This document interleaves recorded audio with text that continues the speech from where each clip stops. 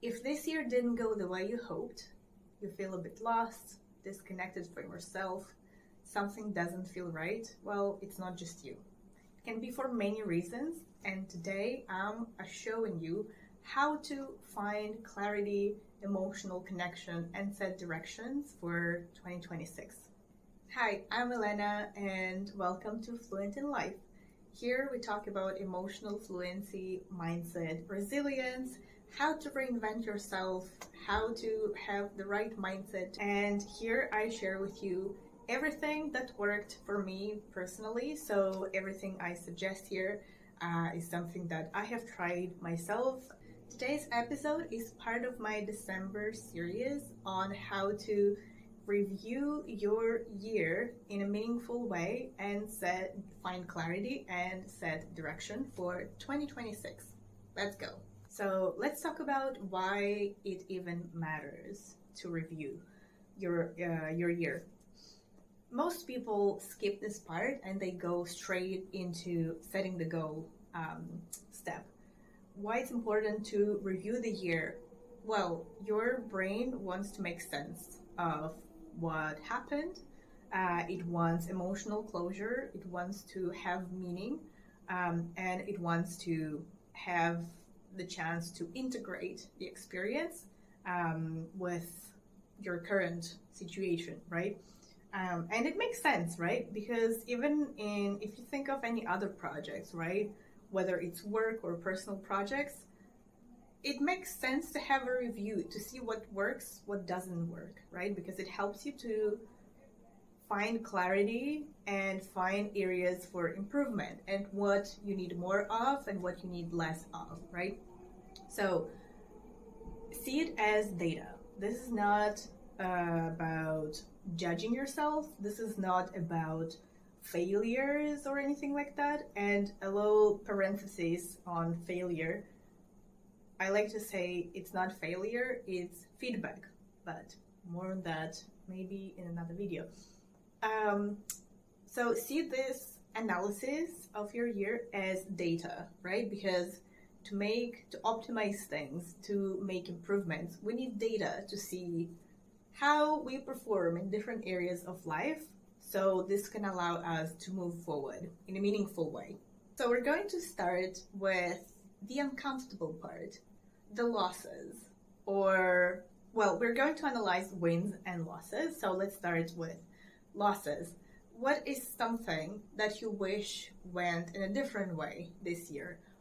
Are there any areas of disappointment, annoyance, misunderstanding, misalignment? What comes to mind?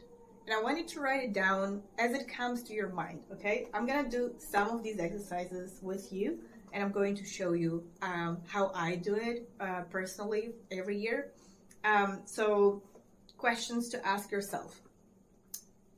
Anything you struggled with in particular this year? It can be internal, right? Whether you had some repeating thoughts that were not supporting you in what you wanted to achieve, whether it's external, right? Was there something external that happened once or a few times, or it was nonstop, that gave you this balance, right, of your life? Whether it's, I don't know, external factors. I was laid off this summer, for example, right? And that was something external, right? I didn't really have control over this. We don't control the economy, the recession, and everything else. So this was something that I will add. This is something that I will add to my list of losses. But again, this is data. This is not personal loss. It's linked to an external factor, right? So anything you struggled with, internally or externally. Internally, it can also be some thoughts that are linked to limiting beliefs, for example, right? I can't do this, right? What is the narrative inside your head? That is always there, right? And maybe you haven't even thought of it as something that sits there in the background, right? Because it is still a conscious choice, right? To be mindful and to pay attention to what's happening inside your brain. So I invite you to think about this. Another question that can help is, was there something that felt heavy or unsustainable? Okay, and again, it can be internal, external, it can be an internal conflict, right? I feel like I need to be grateful because I have this job, but at the same time, I feel so drained, and every morning is so hard to open my laptop and start working, example, right? Thoughts, behavior, your behavior, someone else's behavior, just write it all down.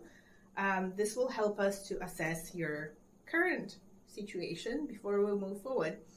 Another question that can help is, what's an area for growth in this situation, right? Online shopping, example. You start scrolling Amazon, whatever other website, and they're doing a really good job there with all the promotions and bundle deals and discounts and sign up for my email list and, get 5% off or whatever. It's easy to fall into that trap, right? And to scroll to see all the deals and order whatever you need. What's an area for growth here, right? So what is this behavior trying to tell you, right? For example, when I was going through this, I asked myself, what am I trying to do here? What is something that I don't want to deal with right now? And that's why I feel compelled to open my app on Amazon and start spending money. I need to save, right? Because I was laid off. When I was analyzing this, I realized that I was doing this to feel an emptiness inside of me. So this is a good start, right? So where is an area for growth for me here? Write as it comes. Just don't overthink. So literally just open your notebook and start writing. Losses. And go through the questions I suggested you. I'll include them in the description in the video as well. You can also pause this video and write it all down as it comes. Or you can, if you're on the train or on the bus or commuting, of course you can do this later as well. Next part, wins, the fun part. So what are some wins that you had this year? It doesn't have to be something huge, something big, like winning a competition. That's great, but it doesn't have to be only that. It has to be something that you felt like you won, even if it was a small thing, even if you didn't feel like doing something and you still did it.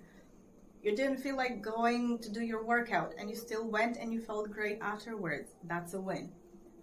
If you didn't want to eat your broccoli and chicken breast, right, but you did, that's great. That's a win. I don't know if you keep the diary. I do, and when I do this review of the year, it helps a lot to go through all of it month by month and see and analyze it and see wins and losses month by month and see if there's repeating patterns or themes that keep coming up, right? Just an idea. If not, I think one thing that helps is photos. Go through your gallery, whether it's on your phone or Google Photos or anywhere else you store your files, and start from January, right? And see what was happening every day, every month this year for you, right? And this will help you remember some things, remember certain emotional states, remember people, situations, etc. So wins, small wins, big wins, write it all down. Okay, next part is Wheel of Life. It's so-called Wheel of Life. It's basically a circle that you divide in parts. So this is like a pie chart, right? and you write down things that are important to you, areas of life that are important to you at this stage of life. You find these wheels of life online. They are pretty generic. I invite everyone to think of what matters to them and make it and customize it to yourself, because we're all different and we value different things in different stages of life, right?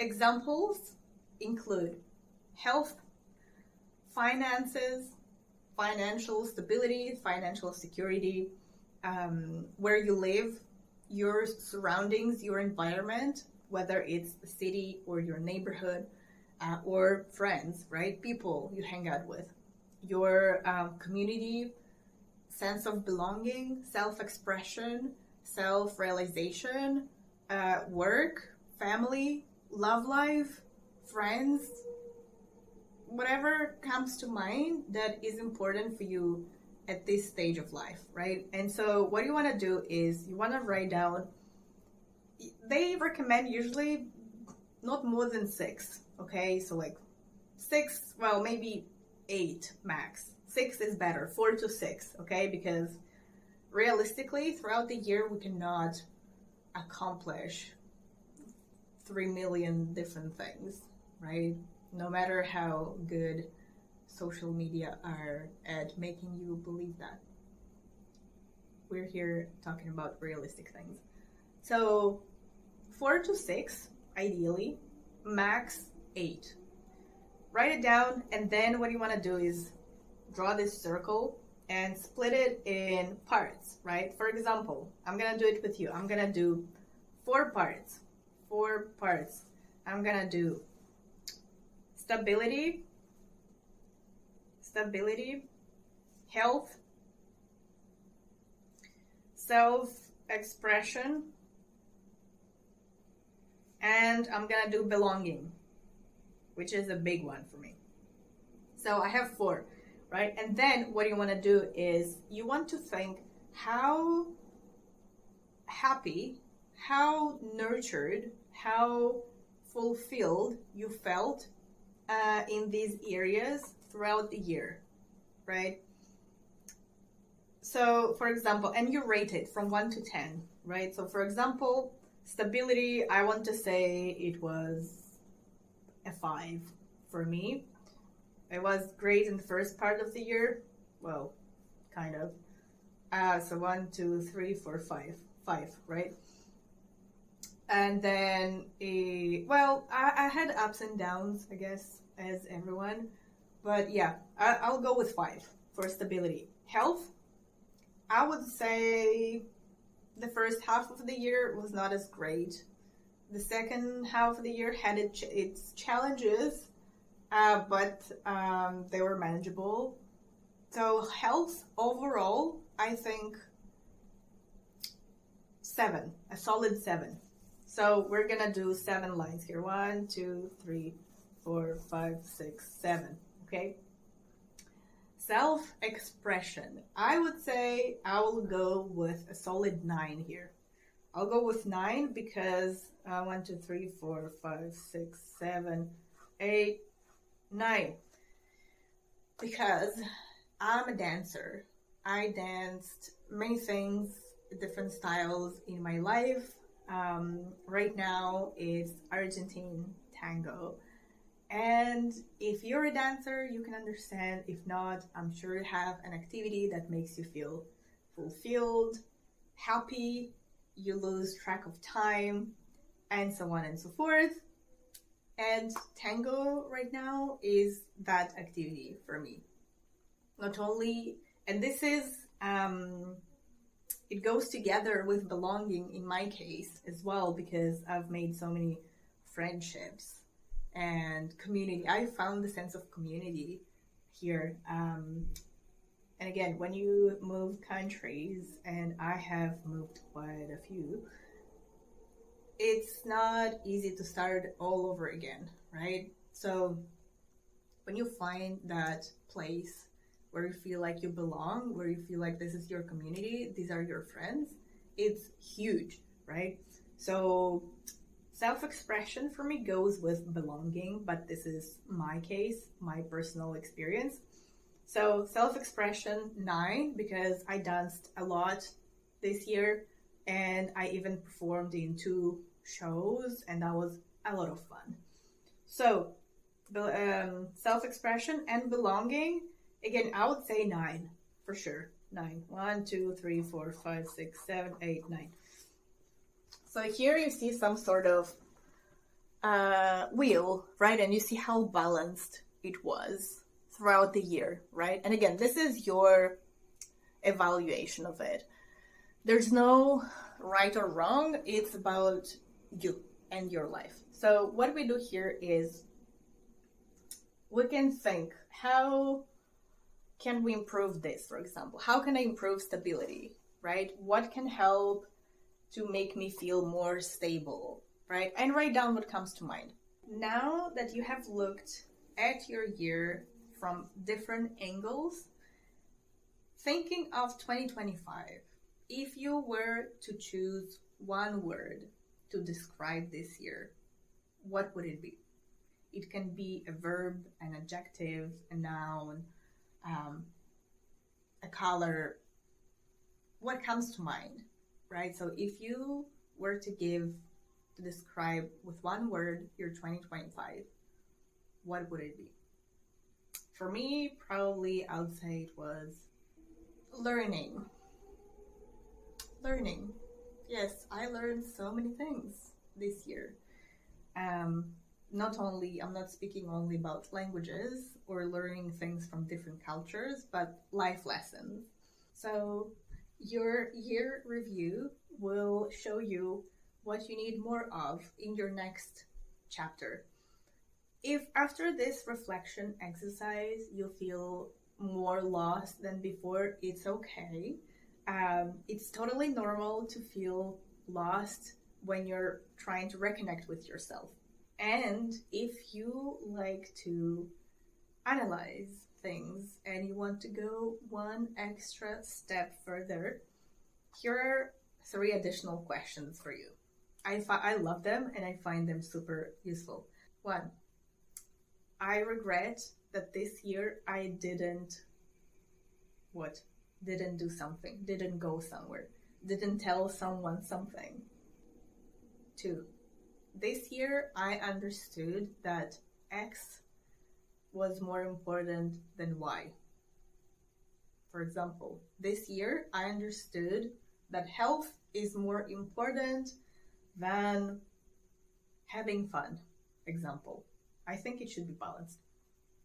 Or this year I understood that having a good sleep is more important than a good diet. Example, again, it's personal and individual. And last question, the best decision of 2025 was? The best decision of 2025 for me was to start this YouTube channel. So thank you for joining me for this exercise. And if this resonated with you, I can't wait to see you here next Sunday. And I'm gonna be talking about different stages and seasons of life. And you will find out where you're at, what season or what stage of your life you're at, how to go about it, and how to use it to your advantage. So thank you, like, subscribe, and see you next Sunday.